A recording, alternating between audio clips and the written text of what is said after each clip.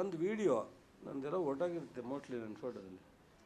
5 ನಿಮಿಷದೊಳಗೆ ಪ್ರಧಾನಮಂತ್ರಿಗೆ ಹೇಳಿ ನಾನು ಮೇಕೆದಾಟನ್ನು ಹಣ ಬಿಡುಗಡೆ ಮಾಡಿಸ್ತೀನಿ, ಮಂಜೂರಾತಿ ಕೊಡಿಸ್ತೀನಿ ಹೇಳಿದ್ರಲ್ವಪ್ಪ. ಎಲ್ಲ ಟಿ ವಿಲಿ ನೋಡಿದೆ, ಎಲ್ಲ ಟಿ ವಿಯವರು ಹೇಳಿದ್ರಲ್ವ. ನಾನು ಹಂಗೆ ಹೇಳಿಲ್ಲ, ಅಷ್ಟು ಸುಲಭ ನಾನು ಹಂಗೆ ಹೇಳೋಕ್ಕಾಗತ್ತಾ? ಒಬ್ಬ ಜವಾಬ್ದಾರಿಯುತ ಮನುಷ್ಯ 5 ನಿಮಿಷದಾಗ ಕೊಡ್ಸೋಕ್ಕೆ.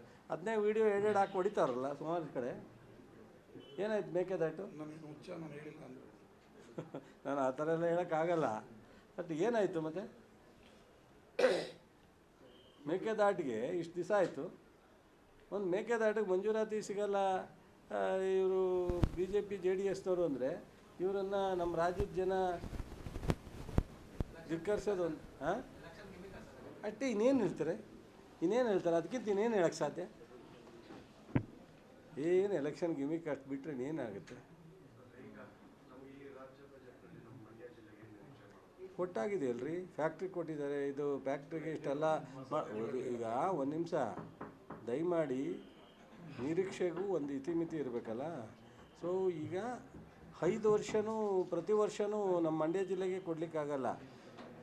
100 ವರ್ಷ ಆಗದೇ ಇರತಕ್ಕಂಥ ಕೃಷಿ ಯೂನಿವರ್ಸಿಟಿನ ಘೋಷಣೆ ಮಾಡಿರ್ತಕ್ಕಂಥದ್ದು ಶಾಶ್ವತವಾದಂಥ ಒಂದು ಪರ್ಮನೆಂಟಾಗಿ ಫ್ಯಾಕ್ಟ್ರಿನ ಸಂಪೂರ್ಣವಾಗಿ ಜೀರ್ಣೋದ್ಧಾರ ಮಾಡ್ತಕ್ಕಂಥದ್ದು ಒಂದು ದೊಡ್ಡ ಪ್ರಮಾಣ.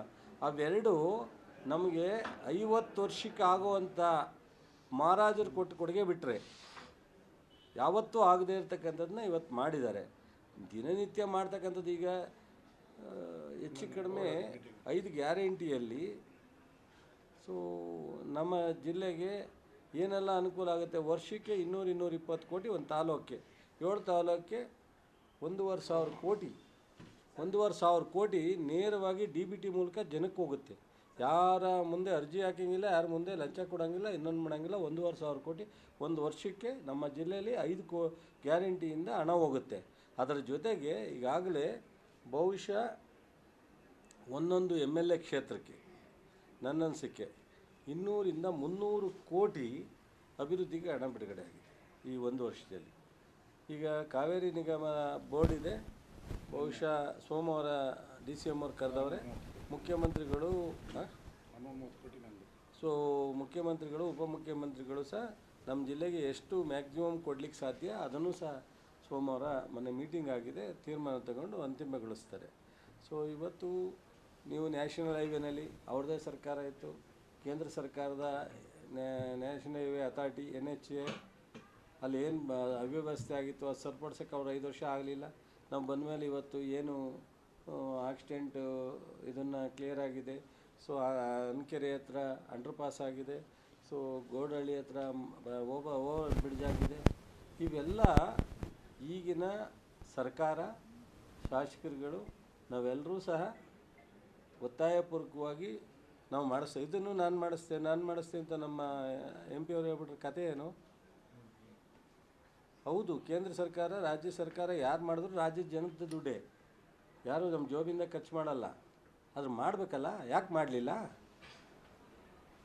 ಯಾಕೆ ಇವರೆಲ್ಲ ದೇಶ ಆಳಿದ್ರು, ರಾಜ್ಯ ಆಳಿದ್ರು, ಒಂದು ಯೂನಿವರ್ಸಿಟಿ ಮಂಡ್ಯ ಕೊಡಬೇಕಾಯ್ತಲ್ಲ? ಆಯಿತು, ಕೊಡ್ಸೋಕ್ಕೆ ಹೇಳಿ. ಕೇಂದ್ರ ಸರ್ಕಾರದಿಂದ ಒಂದು ಗಿಫ್ಟ್ ಅಂತ ಈ ಫ್ಯಾಕ್ಟ್ರಿಗೆ 500 ಕೋಟಿ ಕೊಡ್ಸೋಕ್ಕೆ ಹೇಳಿ. ನಮ್ಮ ಮಂಡ್ಯ ಶುಗರ್ ಫ್ಯಾಕ್ಟ್ರಿಗೆ 500 ಕೋಟಿ ಅನೌನ್ಸ್ ಮಾಡಿಸ್ಲಿ.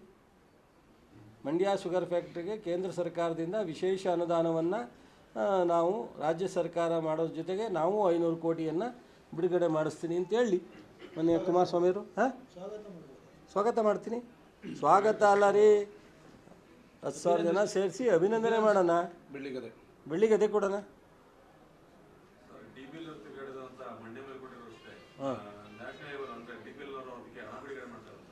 ಅದು ಮಾಡ್ತಾ ಇಲ್ಲ, ಅವರು ಎಲ್ಲ ಖಾಲಿ ಮಾಡ್ಕೊಂಡು ಹೋಗವ್ರೆ. ಅದ್ರ ಕಂಟ್ರೋಲ್ ಪೂರ್ತಿ ಕೇಂದ್ರ ಸರ್ಕಾರದ ಜೊತೆ ಇದೆ. ಸೊ NHA ಅವರ ಕಂಟ್ರೋಲ್ ಬರುತ್ತೆ. ಇಲ್ಲಿ ಯಾವುದೂ ಸಹ ಅವರು ಬಾಕಿ ಉಳಿಸ್ಕೊಂಡಿಲ್ಲ. ಪ್ರಯತ್ನ ಮಾಡ್ತಾಯಿದ್ದೀವಿ, ಏನೂ ಆಗಲಿಲ್ಲ ಅಂದರೆ ಕೊನೆಗೆ ನಮ್ಮ ರಾಜ್ಯ ಸರ್ಕಾರದ ಯೋಜನೆ ಎಲ್ಲರೂ ಮಾಡಬೇಕಾಗತ್ತೆ. ರಸ್ತೆ ತುಂಬ ಹದಗೆಟ್ಟಿದೆ. ಸಾರ್ವಜನಿಕರು ಶಾಸಕರ ಮೇಲೆ ಒತ್ತಡ ಇರತಕ್ಕಂಥದ್ದು ದರ್ಶನ್ ಪುಟ್ಟಣೆ ಮಾತಾಡಿದ್ದಾರೆ. ಏನಾದ್ರು ಒಂದು ಆದಷ್ಟು ಬೇಗ ಮಾಡಬೇಕದು.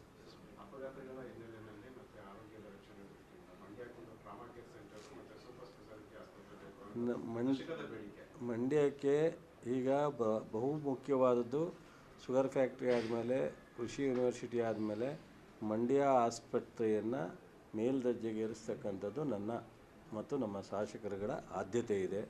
ಅದನ್ನು ಈ ವರ್ಷ ಬಜೆಟ್ನಲ್ಲಿ ಮಾಡಬೇಕು ಅಂತ ನನ್ನ ಒತ್ತಾಯನೂ ಇದೆ.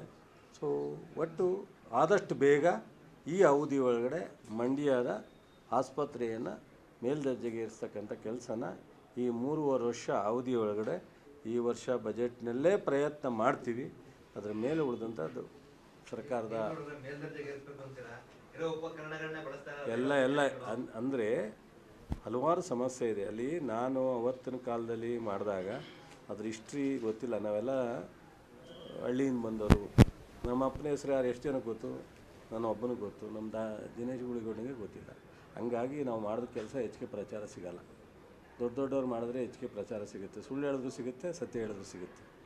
ಅವತ್ತು ಮೆಡಿಕಲ್ ಕಾಲೇಜ್ ಮಾಡಬೇಕಾದ್ರೆ 5 ಮೆಡಿಕಲ್ ಕಾಲೇಜಾಗಿ 5ನೇದನ್ನ ಮಂಡ್ಯದನ್ನ ಕಿತ್ತಿ ಶಿವಮೊಗ್ಗ ಕೊಟ್ಟಾಗ ನಾನು ಅವತ್ತು ಧರ್ಮಸಿಂಗ್ ಜೊತೆ ಹೋರಾಟ ಮಾಡಿ 6ನೇ ಮೆಡಿಕಲ್ ಕಾಲೇಜ್ ಮಾಡಿ ತೊಗೊಂಡು, ಅವತ್ತು ಇಲ್ಲಿ ಜಾಗದ ಸಮಸ್ಯೆಯಿಂದಾಗಿ ಹೊಸೂರು ಕಾಲೋನಿನಲ್ಲಿ ಮಾಡಬೇಕು ಅಂತೇಳಿ ತೀರ್ಮಾನ ಆಯಿತು. ಸೆಂಟ್ರಲ್ ಟೀಮ್ ಬಂದು ಇಲ್ಲಿ ಆಗಲ್ಲ ಅಂತ ನಾನು ಹೆಲ್ತ್ ಮಿನಿಸ್ಟರಿಂದ ನಾನು ಫೈಲ್ ಮೇಲೆ ಮಂಜೂರು ಮಾಡಿದ್ದೀನಿ.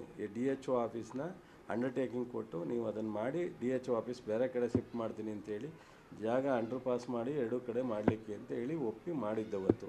ಸೊ ಅವತ್ತು 450 ಬೆಡ್ ಇತ್ತು. ಅವತ್ತು ನಾನು ರೆಕಮೆಂಡ್ ಮಾಡಿದ್ದೆ 1000 ಬೆಡ್ಗೆ ಇದು ಆಗಬೇಕು ಅಂತೇಳಿ.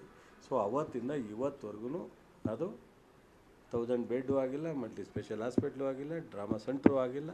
ಅಲ್ಲಿ ಅವತ್ತೇನು ಮಾಡಿದ್ದು ಬಿಟ್ಟರೆ ಸೊ ಕ್ಯಾನ್ಸರ್ ಹಾಸ್ಪಿಟ್ಲೂ ಹಂಗೆ ನಿಂತಿತ್ತು, ಲೈಬ್ರರಿಗೆ ನಿಂತಿರೋದು ಹಂಗೆ ನಿಂತಿದೆ, ಎಲ್ಲ ನಿಂತಿದೆ. ನಮ್ಗೆ ಏನಾಗುತ್ತೆ, ಒಂದು ಕಡೆ ರಸ್ತೆಗಳು ಮಾಡಬೇಕು, ಒಂದು ಕಡೆ ಮಾಡ್ರನೈಸೇಷನ್ ಮಾಡಬೇಕು, ಇನ್ನೊಂದು ಕಡೆ ಈ ಸೌಲಭ್ಯಗಳೆಲ್ಲ ಮುಂದುವರಿಸಬೇಕು. ಭಾಳ ಮುಖ್ಯವಾದದ್ದು ಕೃಷಿ ಯೂನಿವರ್ಸಿಟಿ. ನಾನು ಕೃಷಿ ಸಚಿವನಾಗಿರೋದು ನಮ್ಮ ಮುಖ್ಯಮಂತ್ರಿಗಳು ಉಪಮುಖ್ಯಮಂತ್ರಿಗಳೇ ನಮಗೆಲ್ಲರಿಗೂ ಬೇಕಾದರಾದ್ರಿಂದ ನಮ್ಮೆಲ್ಲರೂ ಶಾಸಕರ ಬೇಡಿಕೆ ಮಾಡೋಕ್ಕಾಯ್ತು. ಅದರ್ವೈಸ್ ಇಲ್ಲ ಅಂದರೆ ಇನ್ನು 100 ವರ್ಷ ಆದರೂ ಕೃಷಿ ವಿಶ್ವವಿದ್ಯಾನಿಲಯ ತರಲಿಕ್ಕೆ ಸಾಧ್ಯ ಆಗ್ತಿರಲಿಲ್ಲ. ನನಗೆ ಹಾಸ್ಪಿಟ್ಲದ್ದು ಅರ್ಜೆಂಟ್ ಇದೆ, ಈ ಕೃಷಿ ಯೂನಿವರ್ಸಿಟಿದು ಅರ್ಜೆಂಟ್ ಇದೆ, ಫ್ಯಾಕ್ಟ್ರಿದು ಅರ್ಜೆಂಟ್ ಇದೆ. ಹಾಗಾಗಿ ಇನ್ನೂ 2000 ಕೋಟಿ ಕನಿಷ್ಠ ಮಾಡ್ರೈಸೇಷನ್ಗೆ ದುಡ್ಡು ಬೇಕಾಗಿದೆ. ಎಲ್ಲವನ್ನೂ ಒಂದೇ ಸಲ ಮಾಡಲಿಕ್ಕೆ ಆಗ್ತಾಯಿಲ್ಲ. ಅದಕ್ಕೋಸ್ಕರ ಪ್ರಯತ್ನ ಮಾಡ್ತಾಯಿದ್ದೀವಿ. ಖಂಡಿತ ಆದಷ್ಟು ಬೇಗ ನನ್ನ ನೆಕ್ಸ್ಟ್ ಆದ್ಯತೆಯೇ ಸಂಪೂರ್ಣವಾಗಿ ಅದು ಫ್ಯಾಕಲ್ಟಿ ಇರ್ಬೋದು. ಈಗ ಹೆಲ್ತ್ ಡಿಪಾರ್ಟ್ಮೆಂಟಿಂದ ಎಲ್ಲ ಡೆಪ್ಯುಟೇಷನ್ ಇರೋ ವಾಪಸ್ ತಗೋಬೇಕು ಅಂತಿದ್ದಾರೆ. ಅದರ ಬಗ್ಗೆ ನೇಮಕಾತಿ ಸಮಸ್ಯೆ ಇದೆ. ನಾನು ಈ ಬಜೆಟ್ಗಿಂತ ಮುಂಚಿತವಾಗಿ ನಮ್ಮ ಮೆಡಿಕಲ್ ಎಜುಕೇಷನ್ ಮಿನಿಸ್ಟ್ರ್ ಜೊತೆ ಒಂದು ಮೀಟಿಂಗ್ ಮಾಡ್ತಾಯಿದ್ದೀನಿ. ಅವತ್ತು ಸಂಪೂರ್ಣವಾಗಿ ಆಸ್ಪತ್ರೆಯ ಪರಿಸ್ಥಿತಿನ ಅಧ್ಯಯನ ಮಾಡಿ ಏನಾದರೂ ಒಂದು ಹೊಸ ರೂಪ ಕೊಡುವಂಥ ಪ್ರಯತ್ನ ಮಾಡ್ತೀನಿ. ಆಲ್ಮೋಸ್ಟ್ 100% ಮುಗಿದಿದೆ. ಆಲ್ಮೋಸ್ಟ್ 100% ಮುಗಿದಿದೆ. ಈಗ ನೋಡಿರಿ, ಕಲಾಮಂದಿರ ನಿಂತು ಬೀಗ ಹಾಕಿತ್ತು. ಈಗ ಕಂಪ್ಲೀಟ್ ಮಾಡಿ ಜನಕ್ಕೆ ಉಪಯೋಗಿಸಿಕ್ಕೆ ಬಿಟ್ಟಿದ್ದೀವಿ.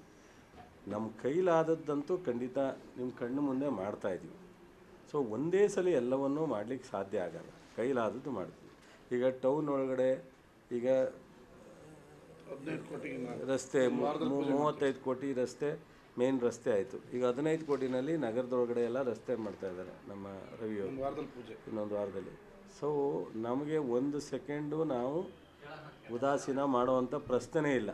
ನನಗೆ ಕೇಳ್ತಾರೆ ಕೆಲವರು, ಇದೇನು ಕತೆ ನಿಮ್ಮದು ಅಂತ.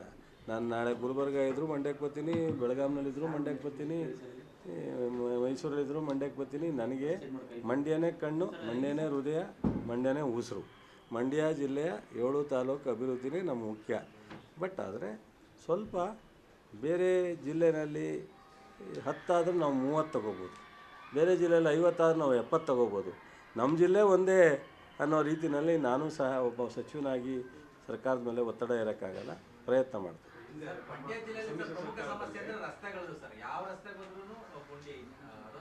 ಇದಕ್ಕೆ ಕಾರಣ ಏನು ಗುರು ಗೊತ್ತಾ?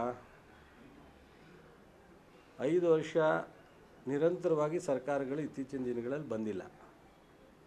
5 ವರ್ಷ ಒಳ್ಳೆ ಕೆಲಸ ಮಾಡಿ ಇನ್ನು 5 ವರ್ಷ ಏನೂ ಮಾಡದೇ ಇದ್ದರೆ ಅದೆಲ್ಲ ಇನ್ನು 5 ವರ್ಷಕ್ಕೆ ಒಂದೇ ಸಲ ತಲೆ ಮೇಲೆ ಬೀಳುತ್ತೆ. ಈಗ 13ರಿಂದ 18 ಬೇಕಾದರೆ ನಮ್ಮ ಗೂಳಿಗೌಡರಿದ್ದಾರೆ, ಅವರು ಇದರಲ್ಲಿ ಮಾಸ್ಟ್ರು, ಡೀಟೇಲ್ ತೆಗಿಸ್ತೀನಿ. 13ರಿಂದ 18 ಈ ಜಿಲ್ಲೆಗೆ ಏನೆಲ್ಲ ಸರ್ಕಾರದ ಅನುದಾನ ಯಾವ ಇಲಾಖೆಯಲ್ಲಿ ಬಂದಿತ್ತು. 18ರಿಂದ 23 ಸಂಪೂರ್ಣವಾಗಿ 18ಕ್ಕೆ ಏನು ಅಪ್ರೂವ್ ಆಗಿದೋ ಅದನ್ನು ಮುಂದುವರೆದು ಬಿಟ್ಟರೆ ಹೊಸ ಅಪ್ರೂವಲ್ ಆಗಿ ಏನು ನನ್ನ ಕಣ್ಣು ಮುಂದೆ ಇವತ್ತವರೆಗೂ ಕಾಣ್ತಾ ಇಲ್ಲ. ಆ 5 ವರ್ಷದ ಜೀರೋನ ಈಗ ಪಿಕಪ್ ಮಾಡಬೇಕಾದ್ರೆ ಟೇಕ್ಸ್ ಟೈಮ್ ಅಲ್ಲ, ಅದು ಸಮಸ್ಯೆನ.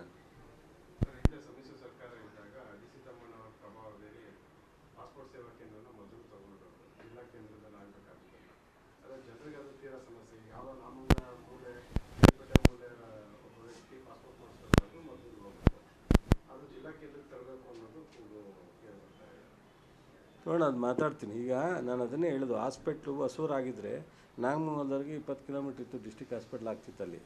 ಬಟ್ ನಾನು ಯಾಕೆ ಮಾಡಿದ್ದೆ ಅಂದರೆ ಮಳವಳ್ಳಿಯವರು ಸಹ ಇಲ್ಲಿ ಬರ್ಬೋದು, ಮದ್ದೂರವರು ಬರ್ಬೋದು, ಶ್ರೀರಂಗಪಟ್ಟಣ ಬರ್ಬೋದು, ಹೆಡ್ ಕ್ವಾರ್ಟ್ರಲ್ಲಿ ಇರಬೇಕು ಅಂತ.